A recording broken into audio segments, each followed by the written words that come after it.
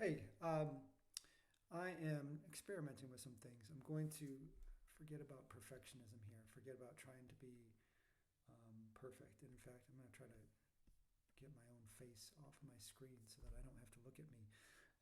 I want to experiment with just saying, bringing some thoughts about counseling and about what I do and really about life, about the world, um, just so that people who come to visit here can get a glimpse of me, of what I'm really like. Uncurated. It can't not be curated to some degree, but I'm trying not to edit or control or be perfectionistic about it because perfectionism, I think, kills creativity, it kills movement, it kills engagement with life. It causes us to sort of observe ourselves and observe our life instead of being in life.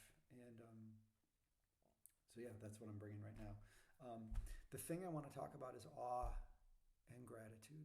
So it's two things. I'm thinking about counseling, and I'm thinking about the phrase that keeps coming to my mind is marketing is bullshit.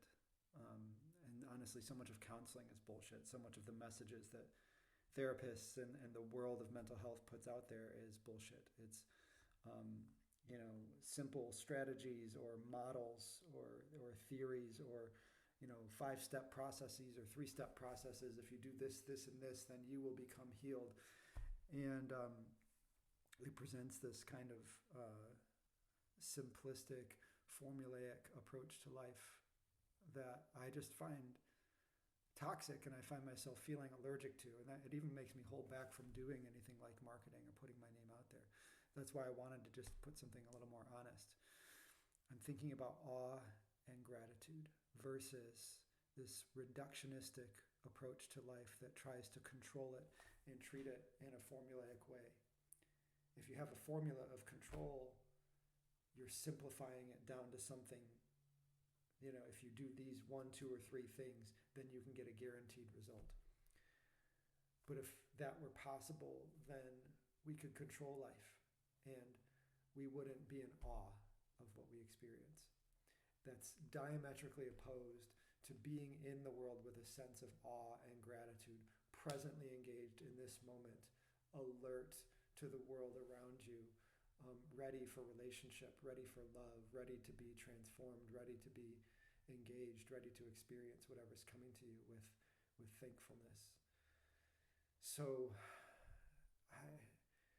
I'm opposed to those kinds of formulas. I think if a pathway to healing and aliveness could be boiled down to something that you could easily comprehend, then it wouldn't be big enough to inspire us. And if we're not inspired, then we're not alive or healed. Yeah, that's what I think. I'm thinking about some quotes from Carl Jung.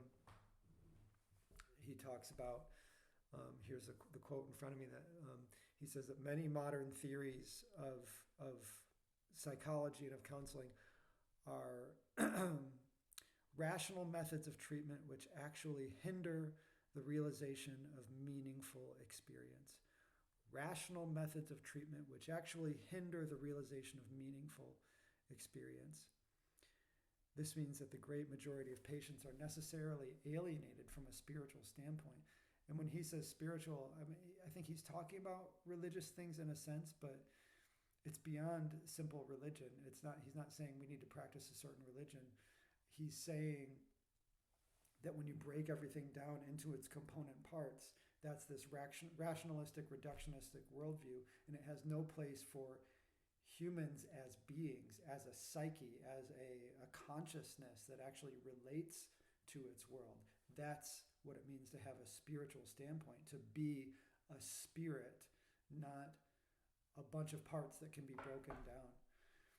And that's why in my work, certainly I draw on theories, I draw on systems, I draw on pieces of wisdom that people have brought to the table before, but I can't trust in them in any deep way. And when I meet with people, I'm not trying to apply a system or apply an approach. I'm trying to meet a person. I'm trying to be curious about who is in front of me and get to know them and experience them in a firsthand, fresh way, as a a mystery that I've never before encountered and never will again in any other person. And so I can't just apply a system in a mechanical way.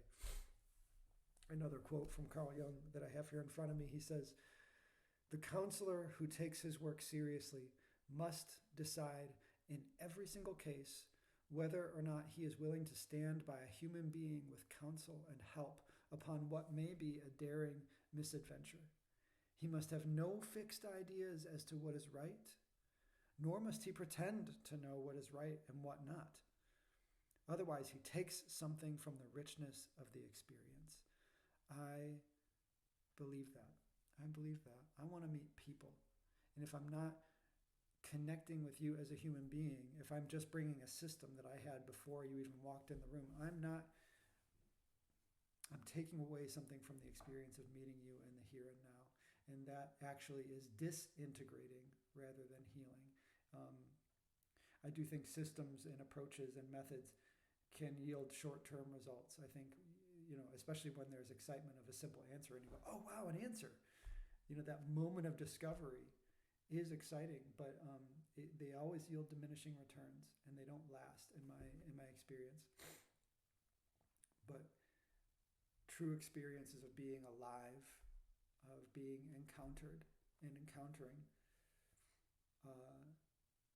those give us something that's bigger. Again, it's awe and gratitude. When we experience genuine awe and gratitude and our capacity to meet the world day by day in a way that we can feel awe and gratitude as we relate to the world, that is transformative. Yeah, that's what I think. So those are my thoughts that I wanted to share today.